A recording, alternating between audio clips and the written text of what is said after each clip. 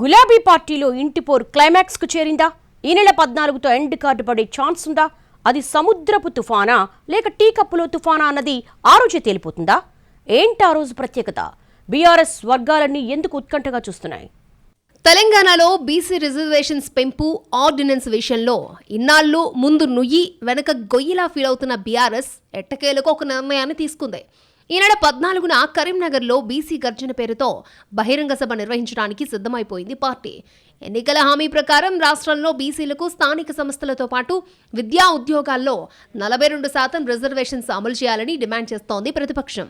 అయితే అధికార పార్టీ అంతకంటే ముందే అడ్వాన్స్ అవుతూ ఉండడంతో ఇన్నాళ్లు డైలమాలో ఉన్న గులాబీ అధిష్టానం ఇప్పుడు ఒక క్లారిటీకొచ్చి బహిరంగ సభ ఏర్పాట్లలో ఉన్నట్టు చెబుతున్నారు. బీసీ గర్జన పేరుతో పెద్ద ఎత్తున సభ నిర్వహించి ఇటు రాష్ట్రాల్లో అధికారంలో ఉన్న కాంగ్రెస్, అటు కేంద్రంలో ఉన్న బీజేపీ మీద ఒత్తిడి పెంచాలని అనుకుంటోందట బీఆర్ఎస్. సభను కేవలం బీసీ నాయకులకే పరిమితం చేయకుండా పూర్తి పార్టీ మీటింగ్లా నిర్వహించబోతున్నారు. వర్కింగ్ ప్రెసిడెంట్ కేటీఆర్ తో పాటు కీలక నేతలు, ఎమ్మెల్యేలు, ఎమ్మెల్సీలు అందరూ మీటింగ్ కి హాజరవుతారట. ఇక్కడే ఒక ప్రాథమిక అనుమానం వస్తోంది రాజకీయ వర్గాలకు. అభిప్రాయ భేదాలు ఉన్నప్పటికీ ఎమ్మెల్సీ కవిత పార్టీలోనే కొనసాగుతున్నారు. పైగా ఆమె బీసీ వాయిస్ ను గట్టిగా వినిపిస్తున్నారు. ఈ పరిస్థితుల్లో మిగతా నాయకులు అందరిలానే కవితకు కూడా పార్టీ తరపున అధికారికంగా ఆహ్వానం ఉంటుందా లేదా అన్న చర్చలు జరుగుతున్నాయి పొలిటికల్ సర్కిళ్లలో. పార్టీ రజతోత్సవ సభలో చాలా అంశాలకు క్లారిటీ ఇవ్వలేదంటూ పార్టీ అధ్యక్షుడు తండ్రి కేసీఆర్ కు కవిత లేఖ రాశాక మొదలైన గ్యాప్ రకరకాల వివాదాలతో పెరుగుతూ వచ్చింది.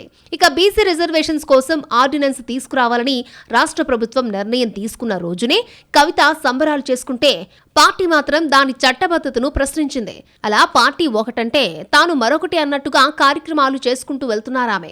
ఈ పరిస్థితుల్లో పార్టీకి సంబంధించిన అన్ని సామాజిక వర్గాల ముఖ్య నేతలు బీసీ గర్జనకు వెళ్లాలని నిర్ణయించడంతో కవిత విషయంలో ఏం జరుగుతుంది అన్న ఉత్కంఠ పెరుగుతోంది. కరీంనగర్ సభకు తనను ఆహ్వానిస్తే తప్పకుండా వెళ్తానని సన్నిహితులతో చెబుతున్నారట కవిత. తానింకా బీఆర్ఎస్ ఎమ్మెల్సీగానే కొనసాగుతున్నాను కాబట్టి పార్టీ కార్యక్రమాలకు తప్పకుండా హాజరవుతారన్నది ఆమె వెర్షన్. అయితే ఇప్పుడు బీఆర్ఎస్ అధిష్టానం వైఖరి ఎలా ఉంటుందన్నది పెద్ద ప్రశ్న. కవిత ఒక రకంగా తన స్టేట్మెంట్తో పార్టీ పెద్దల్ని డిఫెన్స్లో పడేశారన్న అభిప్రాయం ఉంది. ప్రత్యేకించి బీసీ రిజర్వేషన్స్ విషయంలో పార్టీ లైన్కి భిన్నంగా మాట్లాడిన కవితను సభకు పిలుస్తారా లేదా అని ఉత్కంఠగా చూస్తున్నారు అంతా.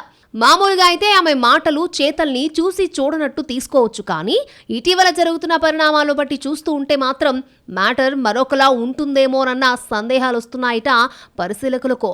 వర్కింగ్ ప్రెసిడెంట్ కేటీఆర్ తో పాటు మరికొందరు కీలక నాయకుల మీద కాస్త ఘాటు కామెంట్స్ చేశారు కవిత. పైగా ఇన్నేళ్లలో లేనిది ఇప్పుడు రాఖీ వేడుకలకు కూడా దూరంగా ఉన్నారామె. అన్నకు రాఖీ కట్టడానికి తాను సిద్ధంగా ఉన్నారని కవిత చెప్పినా కేటీఆర్ మాత్రం అందుకు ఇష్టపడలేదని చెప్పుకుంటున్నారు. ఈ క్రమంలో ఇప్పుడు బీసీ గర్జన సభకు పార్టీ నుంచి పిలుపొస్తే వెళ్తానని కవిత చెబుతున్నా పిలుపు వస్తుందా రాదా అన్న సందేహాలు మాత్రం పెరుగుతున్నాయి పొలిటికల్ సర్కిళ్లలో. ఈ దెబ్బతోనే పార్టీలో అసలు ఏం జరుగుతుందో తేలిపోతుందని అంటున్నారు పరిశీలకులు. పార్టీ కవితను పిలిచి ఆమె వెళితే ప్యాచ్ వర్క్ మొదలవుతుందని, మిగతా విషయాలన్నీ టీ కప్పులో తుఫానులా మిగిలిపోతాయని అంటున్నారు. అలా కాకుండా పార్టీ నుంచి కవితకు అధికారిక ఆహ్వానం అందకపోతే మాత్రం కథ క్లైమాక్స్ కి వచ్చినట్టేనని అంచనా వేస్తున్నారు. బీసీ గర్జనకు కవితను పిలవలేదంటే ఇక పార్టీతో తెగదెంపులు అయినట్టేనన్న విశ్లేషణలు సైతం పెరుగుతున్నాయి. దీంతో ఈ నెల 14న ఏం జరగబోతోందోనని ఆసక్తిగా చూస్తున్నాయి బీఆర్ఎస్ వర్గాలు.